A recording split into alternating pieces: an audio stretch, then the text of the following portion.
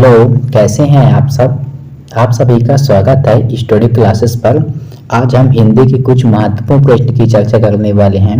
आपने कितने आंसर सही किए आप हमें कमेंट में जरूर बताइएगा। तो चैनल पर नए हो तो चैनल को कर लेना सब्सक्राइब। तो चलिए हम वीडियो को स्टार्ट करते हैं। सबसे पहला क्वेश्चन है, अमीय का पर्यायवाची शब्द है।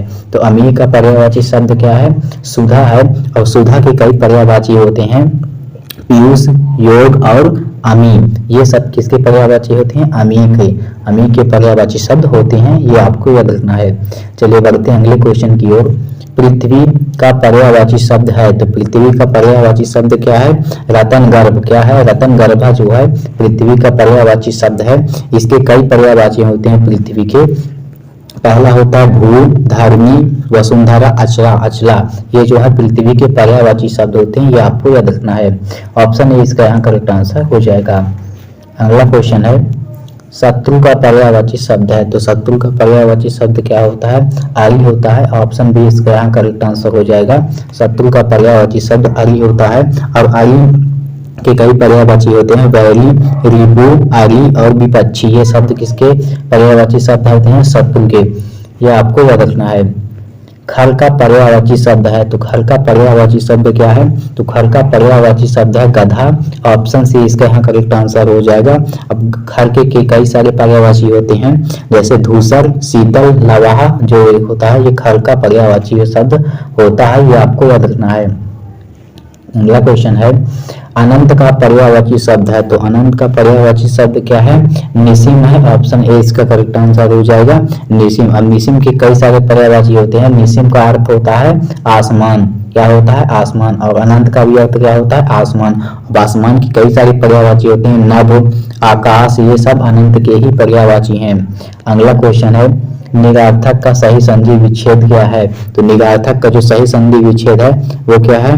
निह धन अर्थक। क्या है? निह धन अर्थक बराबर निरार्थक। ऑप्शन सी इसका यहाँ करेक्ट आंसर हो जाएगा, निह धन अर्थक बराबर निरार्थक। अब निरार्थक में कौन सी संधि है? तो निरार्थक में विसर्ग संधि है, और ये आपको याद रखना है। ऑप्शन सी इसका यहाँ करेक्ट आंसर हो जाएगा। अगला क्वेश्चन है, धर्येश का सही संधि विच्छेद क्या है? तो धर्येश का सही संधि विच्छेद क्या है? तो धर्येश का सही संधि विच्छेद है धाराधन ईस बराबर धर्येश। ऑप्शन सी इसका करेक्ट आंसर हो जाएगा, ये आपको याद रखना है। अगला क्वेश्चन है, निराशा का सही संधि विच्छेद क्या है? तो निराशा का सही संधि विच्छेद क्या है? निह धन आशा बराबर निराशा। ऑप्शन सी इसका करेक्ट आंसर हो जाएगा। और इसमें कौन सी संधि है? तो इसमें विसर्ग संधि है, ये आपको याद रखना है। अगला क्वेश्चन है, अनिल का पर्यायवाची शब्द है। तो अनिल का पर्यायवाची शब्द क्या है? यह है पवन। आपको याद रखना है अनिल का पर्यायवाची शब्द क्या है? पवन। ये आपको याद रखना है। पवन का अर्थ का कई होते हैं, जैसे वायु, हवा, मारुत, समीर, ये सब अनिल के ही पर्यायवाची शब्द हैं। अगला क्वेश्चन है, स्तन का पर्यायवाची शब्द है। तो स्तन का मतलब होता है दूध। ऑप्शन डी इसका करेक्ट आंसर हो जाएगा, दूध। अगला क्वेश्चन है, अरविंद का पर्यायवाची शब्द है। तो अरविंद का पर्यायवाची शब्द क्या है? तो अरविंद का पर्यायवाची शब्द होता है कमल। अब कमल के कई सारे पर्यायवाची होते हैं, जैसे नलिन, पुष्प, कंज, ये सब क्या है? कमल के ही पर्यायवाची हैं, अर्थात अरविंद के पर्यायवाची शब्द हैं। अगला क्वेश्चन है, मृगेंद का पर्यायवाची शब्द है। तो मृगेंद का पर्यायवाची शब्द क्या है? शार्दुल है। ऑप्शन ए इसका करेक्ट आंसर हो जाएगा। अब शार्दुल का अर्थ होता है सिंह, पंचमुखी, शेर। ये आपको याद रखना है, ये सभी किसके? मृगेंद के पर्यायवाची है, अर्थात शार्दुल के। अगला क्वेश्चन है, जाह्नवी का पर्यायवाची शब्द है। तो जाह्नवी का पर्यायवाची शब्द क्या है?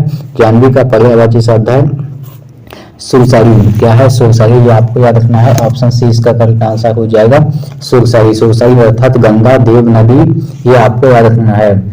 उत्पत्ति के आधार पर शब्द के कितने प्रकार होते हैं? तो उत्पत्ति के आधार पर शब्द के कितने प्रकार होते हैं? 4 प्रकार होते हैं। तो ऑप्शन बी इसका यहाँ करेक्ट आंसर हो जाएगा, 4 प्रकार होते हैं। अब 4 कौन से प्रकार होते हैं? तो पहला होता है तत्सम शब्द। क्या होता है? तत्सम शब्द। दूसरा होता है तद्भव शब्द। तीसरा होता है देशज। और चौथा होता है विदेशज। ये आपको याद रखना है।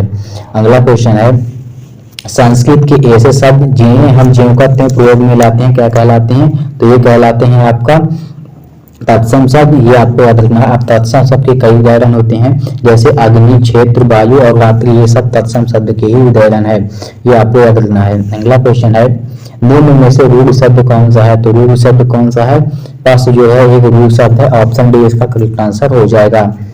अगला क्वेश्चन है, शब्द रचना के आधार पर बताइए कि कौन सा रूढ़ शब्द है। तो रूढ़ शब्द इनमें से कौन सा है, तो आपको जलद जो है एक रूढ़ शब्द है, ये आपको याद रखना है, ये आपको रेलवे में पूछा जा चुका है।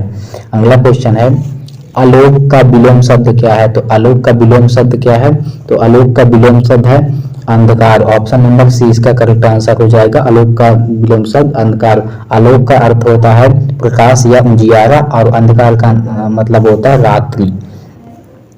अगला क्वेश्चन है, जेठ का विलोम शब्द क्या है। तो जेठ का विलोम शब्द क्या है, जेठ का विलोम शब्द होता है कनिष्ठ। जेठ यानी होता है बड़ा, और कनिष्ठ का अर्थ होता है छोटा। ये आपको याद रखना, ऑप्शन नंबर ए इसका यहाँ करेक्ट आंसर हो जाएगा। स्थावर का विलोम शब्द क्या है। तो स्थावर का विलोम शब्द क्या होता है, जंगम, ऑप्शन नंबर डी इसका यहाँ करेक्ट आंसर हो जाएगा। अब जंगम का अर्थ होता है स्थिर, ये आपको याद रखना है। अगला क्वेश्चन है, गमन का विलोम शब्द क्या है। तो गमन का विलोम शब्द मतलब जाना, और आगमन का विलोम शब्द है आना। क्या है, आना। तो ऑप्शन नंबर सी इसका यहाँ करेक्ट आंसर हो जाएगा। ये आपको याद रखना कि गमन का मतलब होता है जाना, और आगमन का मतलब होता है आना। तो ऑप्शन सी इसका करेक्ट आंसर हो जाएगा। तो आज के लिए इतना है, मिलते हैं अगली वीडियो में, तब तक के लिए जय हिंद, वंदे मातरम।